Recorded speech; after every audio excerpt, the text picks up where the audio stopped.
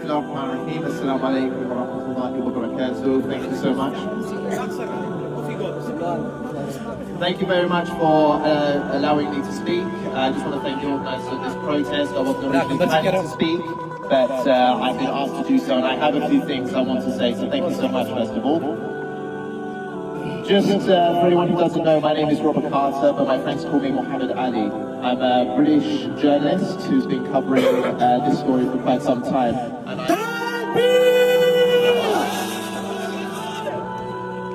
alhamdulillah, I'm also a Muslim. I converted to Islam when I was about 16, 17, and I can say without a shadow of a doubt it was the greatest decision I ever made in my life.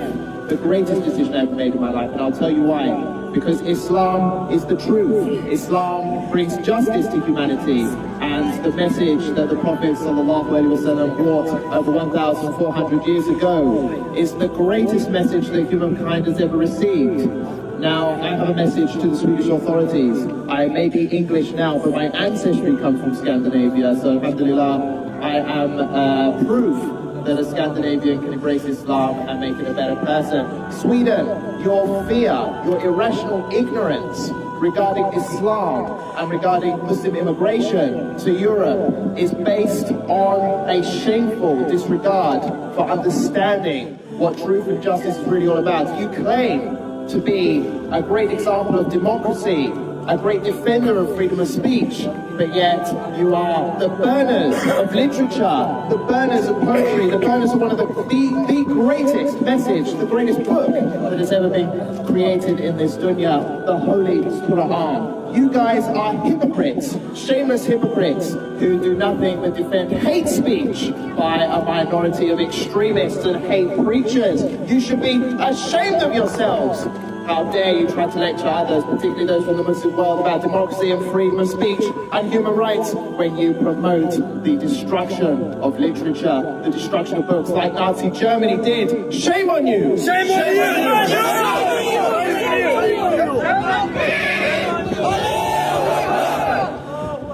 The fact of the matter is that Muslims put up with enough already. Muslims in the Muslim world have their countries bombed, destroyed, occupied and humiliated on a regular basis.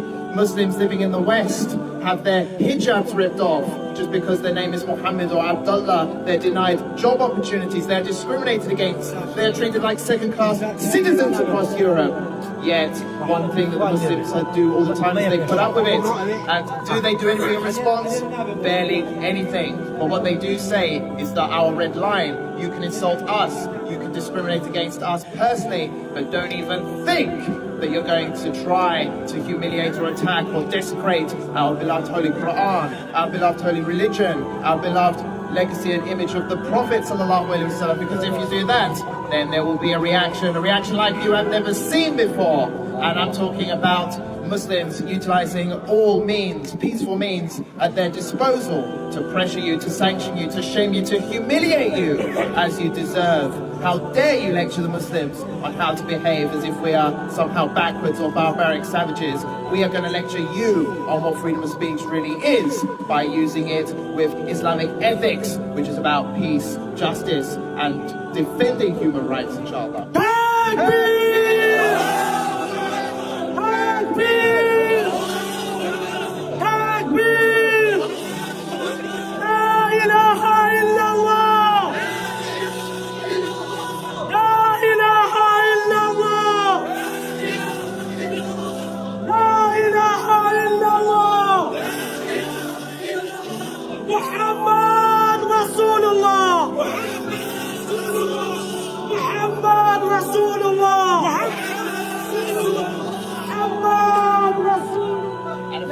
Final message from me. The fact of the matter is, to you rat-faced Quran burners like this hideous individual who dared to desecrate the Quran on Eid Day.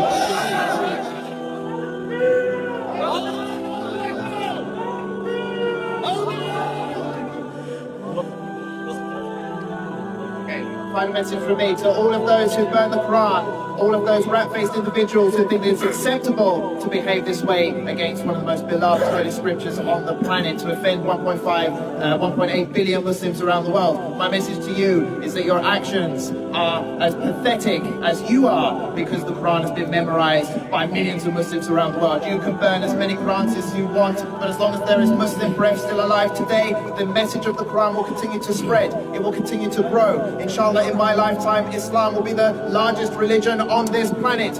Islam has survived the greatest, most powerful empires have attacked Islam, have attacked the Muslim world. The Mongols, for example. And what happened in the end? They converted to Islam, inshallah, and Islam continued to spread.